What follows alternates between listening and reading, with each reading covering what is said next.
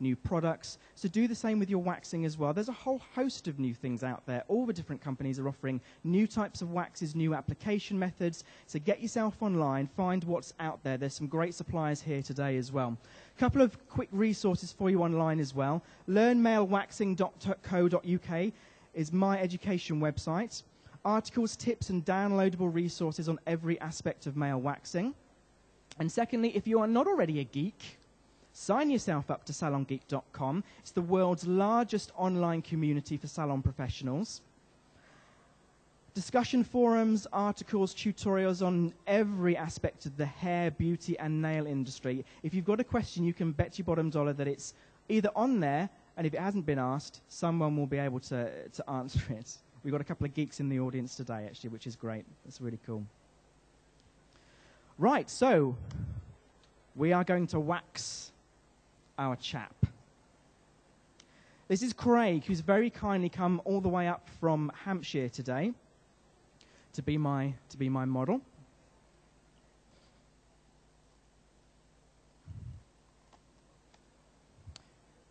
Can I give you that coffee? Because I'm going to spill it. I can see it coming. Thank you. So I'm going to be using two different types of wax today. I'm going to use a strip wax for the majority of the back, and I'm going to use a non-strip, peelable, or hard wax for the neck area. Now, with a guy's back, the hair grows in a line down the middle of the spine, and then the rest of the hair grows in towards that. So we're going to start with that central line, clear the area, and then we're going to work either side of the back. I'm then going to sit him up to do his shoulders and his neck. It means that I can get a better stretch into the skin. So your client needs to be positioned by lying face down onto the couch like this. A towel, a pillow will make it more comfortable for him. He needs to rest his head on his arms like Craig is doing, or dangle his arms over the side of the couch. Just make sure his arms are out of the way. It makes it easier for you. Just do be careful of catching stray armpit hairs, because he won't thank you if you accidentally catch one of those. Now, with a chap's back wax as well, a back wax does not stop at the first sign of underwear. So what we're going to do, we're going to tuck a towel into our client's trousers to protect them and just tuck them down slightly. We're going to blend into the lower back here. You don't want, especially for guys going on holiday, he doesn't want a couple of tufts poking out the top of his Speedos. That's not a good look for anybody. So just make sure you blend it into the top of the bum. And just be confident with your towel management and your positioning of the client. Don't sort of kind of do all this, because that's going to make them feel nervous. Be confident with your tucking. Be confident with your cleansing and your waxing. It'll go a long way towards making your client feel comfortable. So we're going to cleanse to start with. Antiseptic cleanser, thank you. Antiseptic cleanser, make sure that there's no excess perspiration, skin oils, body lotions, all that jazz. Let your client know if it's his first time that he's going to feel cold, because if you slap freezing cold antiseptic lotion onto your client's back and he doesn't know about it, he's going to jump through the roof. A little bit of oil. I don't use powder. Now, I know there are people out there who are looking at me kind of going, you pat oil on the skin before waxing. That's going to stop the wax from sticking to the skin. If you just use a tiny little amount of oil, a couple of drops in the palms of your hand, light sheen all over the skin. We are not dressing a salad, ladies. We are just applying a light sheen to the skin. It will prevent the wax from sticking to the skin, but it will still adhere to the hair. This is what I'm talking about when I'm talking about new application methods. Even if your client perspires, the oil will just stop the wax from sticking to the skin. Makes it more comfortable for him, makes clean-up easier as well. If you think you've got too much, blot with a tissue. If you've got too much oil on the skin and you apply your first strip of wax, the wax will just slide right off. Don't panic, blot it with a tissue, and you're ready to go. Several companies sell a pre-depilatory oil.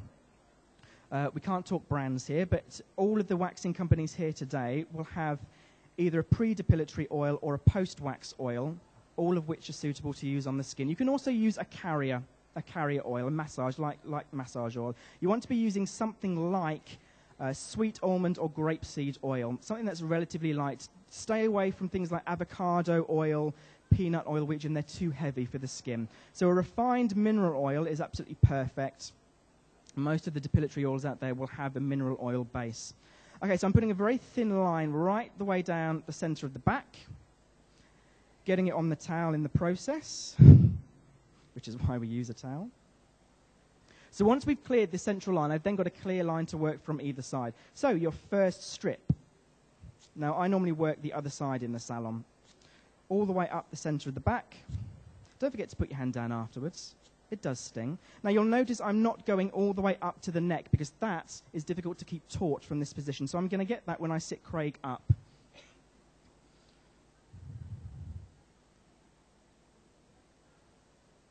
A lot of therapists don't like using gloves. They find that they get in a sticky mess with it.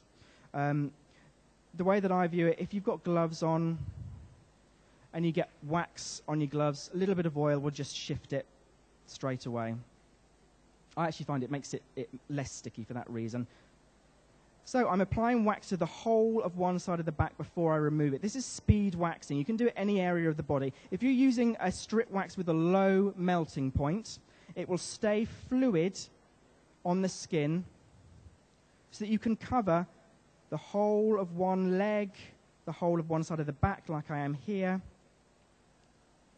the whole of an arm, whatever you fancy waxing, the whole of a cat, before you need to take any of it off. And the wax, please don't wax your cats. I'm going to have letters of complaint now because of that.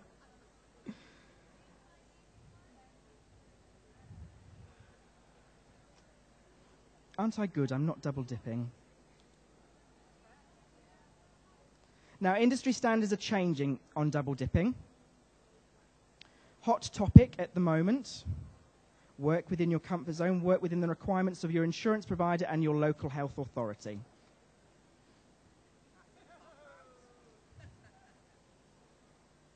I can't actually see where I am because the lights are right on me, so I'm just guessing that I've applied this in the right area. Looks beautiful. Good, that's what we like to hear. Now, if I was in the salon environment, I would actually move around to the other side of the table because if you're doing that and leaning over your client all day, it's not going to be long before you've got waxer's elbow. And it just takes one loose heel. We shouldn't be wearing heels in the salon anyway, but one loose tile and you're going to fall onto your customer. So wherever possible, work from the side that you're removing your strip because that way you can stand to the side and get a really good pull through. It'll mean that you can wax all day, every day, nice and comfortable for you. You don't tire yourself out. Now, I am not waxing around a corner. I am waxing to halfway on the back because that way I can keep the strip parallel to the skin and I'm not waxing around a corner.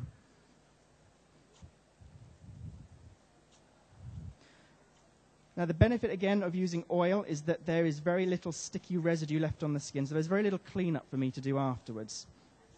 And because it is more comfortable for the client, if you do have the odd stray hair that you've left behind, you can go back over the area afterwards with a little bit more wax and get those little blighters.